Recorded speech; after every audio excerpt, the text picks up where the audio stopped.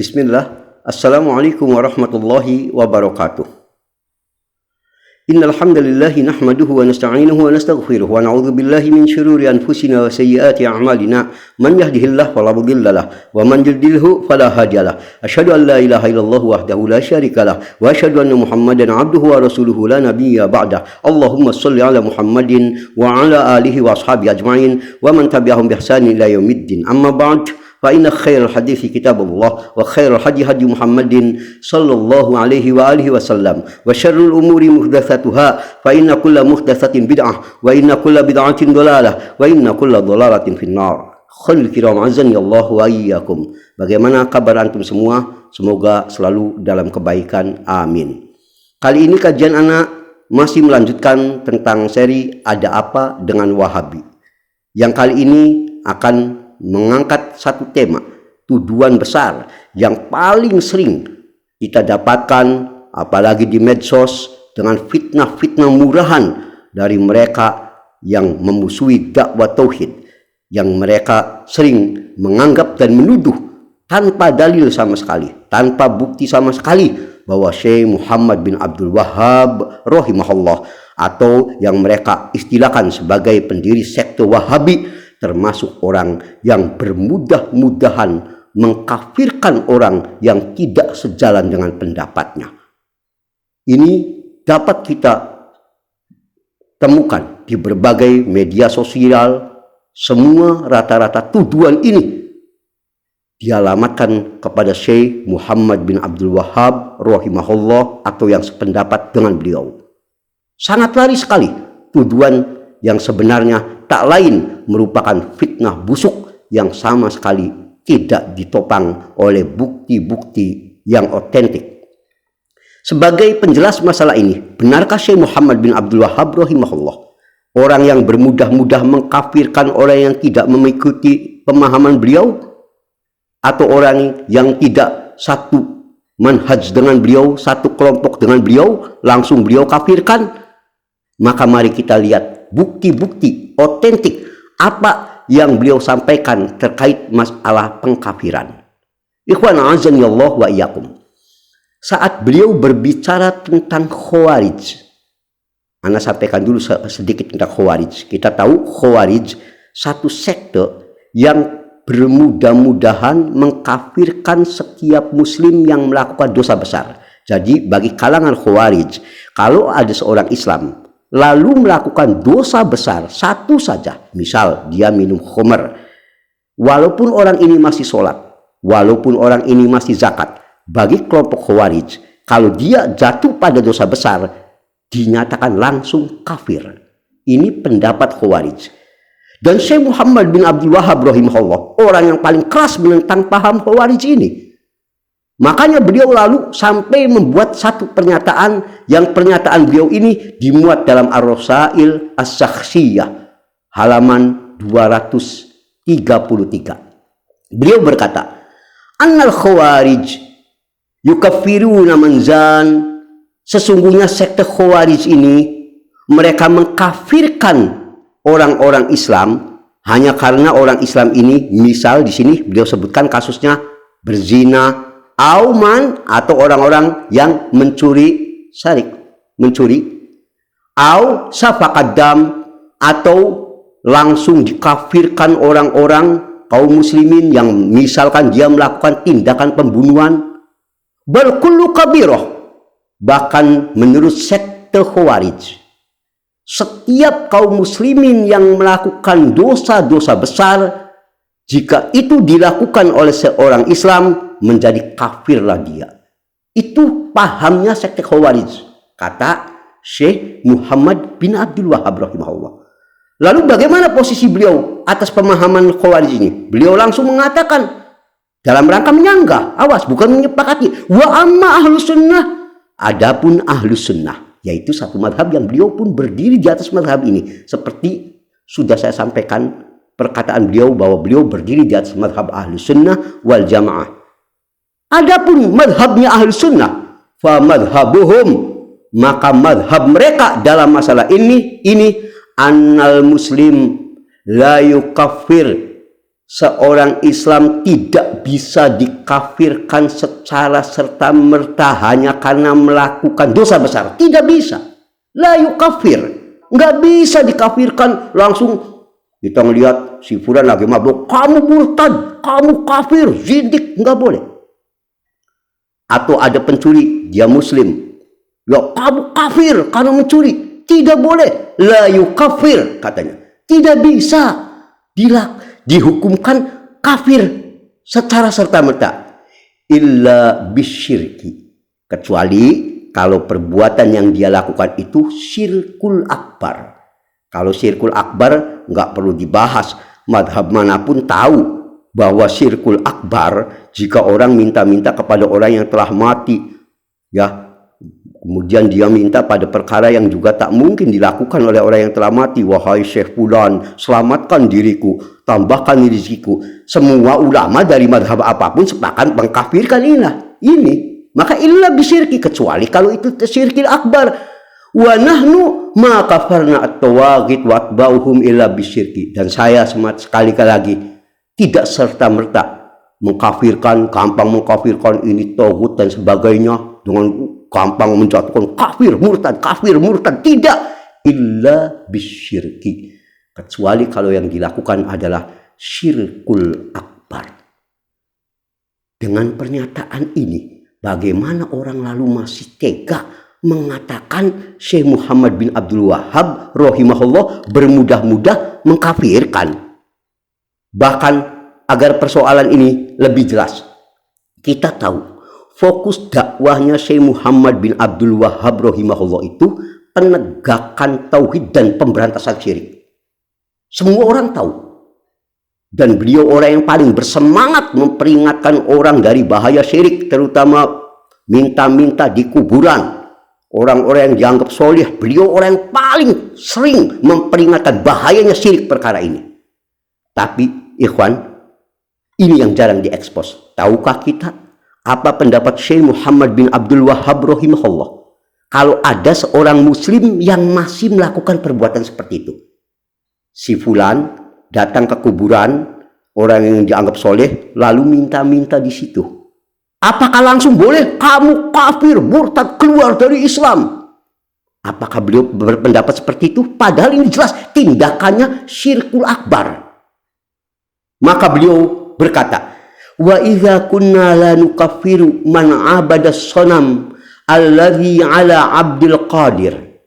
Bila saya tidak mau secara serta-merta mengkafirkan bahkan orang yang mengibadahi patung yang ada di kuburannya Syekh Abdul Qadir Jailani. Pada saat itu kita tahu kuburan orang-orang yang dianggap orang-orang soleh dibikin patungnya, orang awam pada datang ke situ lalu minta-minta lewat patung itu di kuburan-kuburan orang yang dianggap soleh seperti kuburan Syekh Abdul Qadir Jailani rahimahullah.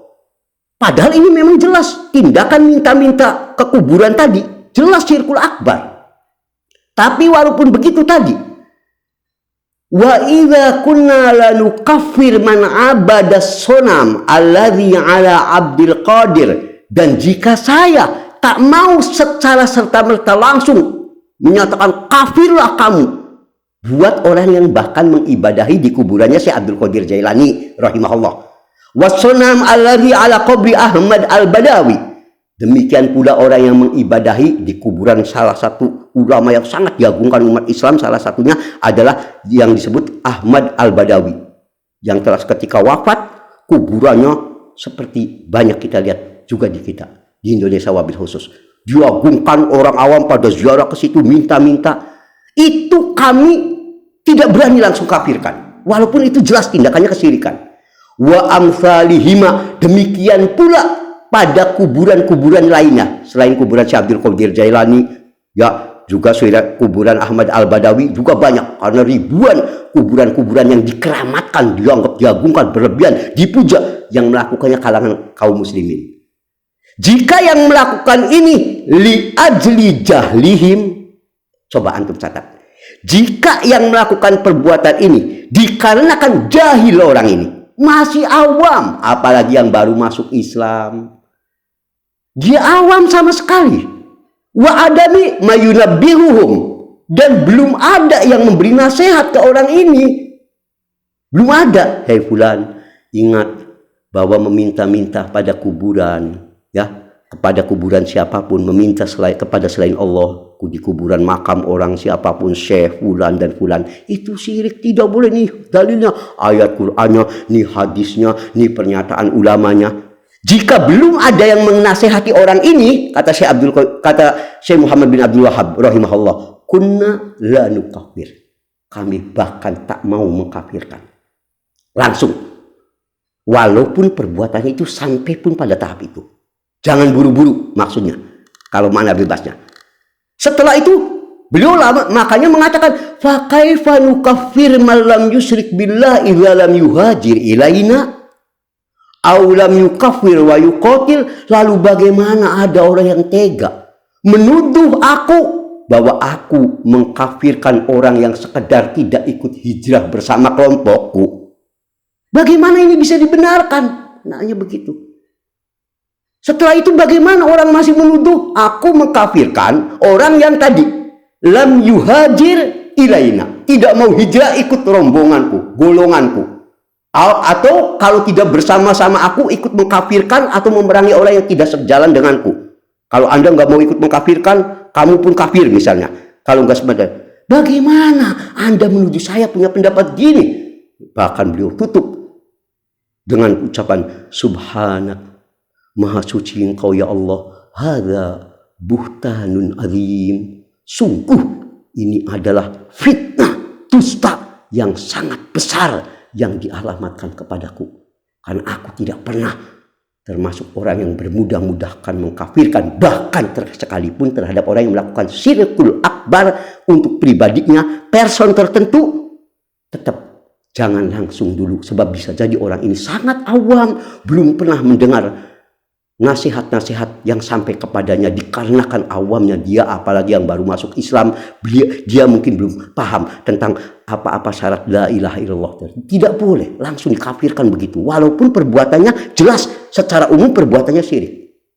Makanya lalu beliau mengatakan, wa amal qaul inna nukaffir bil umum, adapun tuduhan yang menyudutkan aku, di mana aku dikatakan gampang mengkafirkan secara umum.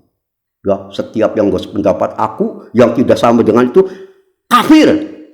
Fadzalika min buhtanil a'da, itu dusta fitnah yang dihembuskan oleh musuh-musuh kami. Mereka yang menyebarkan hoaks, yang menganggap aku ini gampang mengkafirkan secara umum, yang gak sependapat, murtad, kafir. Itu buhtan al-a'da, hembusan yang dilontarkan orang-orang yang memusuhi, alladzina yasudduna bihi an hadzal din, dia itu dalam rangka memalingkan manusia dari agama yang lurus, agar mereka menjauhi. Mereka melontarkan fitnah padaku supaya orang tidak lagi mendengarkan aku. Sengaja dibikin fitnah. Awas, ini golongan gampang mengkafirkan. Itu semua datang dari musuh, katanya. Sambil berkata, wa naqul, dan atas apa yang mereka lakukan ini, saya hanya bisa mengatakan, kata Syekh Muhammad bin Abdul Wahhab rahimahullah, subhanak, hadza buhtanun adim, maha suci engkau ya Allah, sungguh ini semua fitnah yang sangat besar yang dituduhkan padaku. Lihat dalam Ar-Rasail As-Syakhsiyah juz 15 halaman 101. Setelah pernyataan ini yang begitu tegas, betapa beliau orang yang paling hati-hati dalam konsep mengkafirkan orang, apalagi yang individual, bahkan terhadap perkara yang selama ini paling beliau dengung-dengungkan, bahaya syirik. Beliau memperingatkan syiriknya masalah orang minta-minta pada kuburan, tapi tetap beliau kalau person tertentu beliau tidak berani gampang, ya si anu kafir, murtad, kafir, enggak. Kata beliau, nanti lihat dulu apakah dia sudah sampai hujah, apakah telah ditedekan argumentasi, dalil-dalil. Enggak langsung main murtad-murtad. Ini kalau sebagai perbandingan, coba kita lihat perkataan Imam Syafi'i rahimahullah. Sebagaimana dalam Mukhtasar Al-Ulu halaman 177. Imam Syafi'i rahimahullah. tatkala beliau bicara tentang tauhidul asma was sifat. Beliau pernah berkata begini, lillah asma'un wa sifat. Allah itu punya nama-nama dan sifat-sifat. Allah maha tinggi, ya, Allah turun di sepertiga malam yang terakhir. Pokoknya Allah ini punya nama dan banyak sifat. La yasa ahadan qomat alaihil hujjah radduha. Di mana tidak boleh satu orang pun yang telah sampai di argumentasi. Ini dalilnya, Allah turun di sepertiga malam, Allah memiliki tangan, Allah itu di atas langit, Allah itu Rahman, Allah itu Rahim. Pokoknya semua sifat dan nama Allah. Tidak boleh, tidak ada satupun orang diberi kewenangan untuk menolak ini. Fa'in kholafa ba'da thubutil hujjah. Kalau orang ini tetap menyelisihi apa yang telah Allah tetapkan tentang nama dan sifat Allah dalam Quran maupun dalam hadis sahih seperti yang dipahami ulama, ini Allah begini, dia tetap menyelisihi ba'da thubutil hujjah tadi, setelah sampai argumentasi udah didatangkan dalil, sama seperti tadi perkataan Syekh Muhammad bin Abdul Wahhab rahimahullah. Bedanya kalau Syekh Muhammad bin Abdul Wahhab tentang minta di kuburan, kalau Imam Syafi'i rahimahullah kasusnya yang dicontohkan beliau tentang tauhidul asma wa sifat. Itu hanya contoh, temanya sama. Kalau orang ini menyelisihinya setelah sampainya hujjah, argumentasi sudah diberikan, maka ba'da thubutil hujjati alaihi fahuwa kafir, kata Imam Syafi'i rahimahullah. Dia kafir kalau tetap menolak setelah sampai hujjah.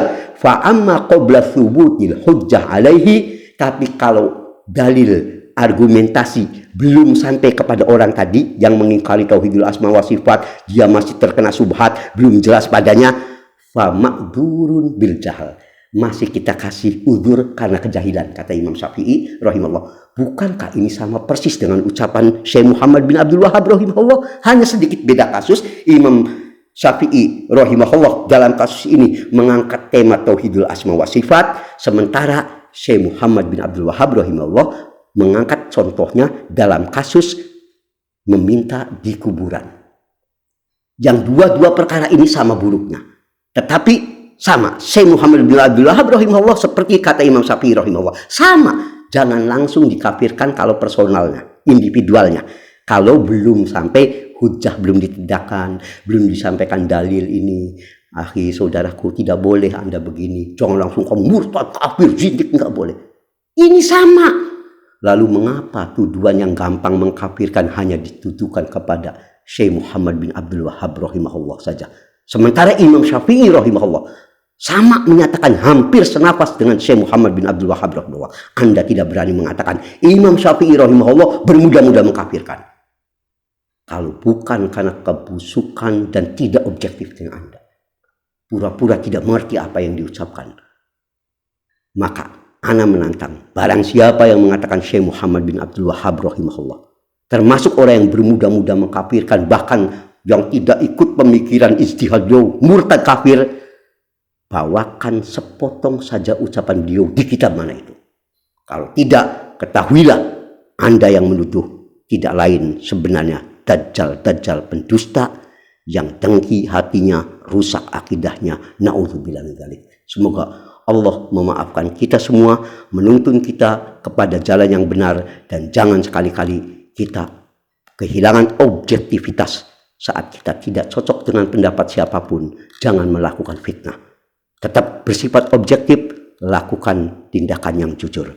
Subhanakallahumma wa bihamdik, asyhadu an la ilaha illa ant, astaghfiruka wa atubu ilaik. Walhamdulillahirabbil alamin. Wassallallahu ala Muhammadin. Wassalamualaikum warahmatullahi wabarakatuh.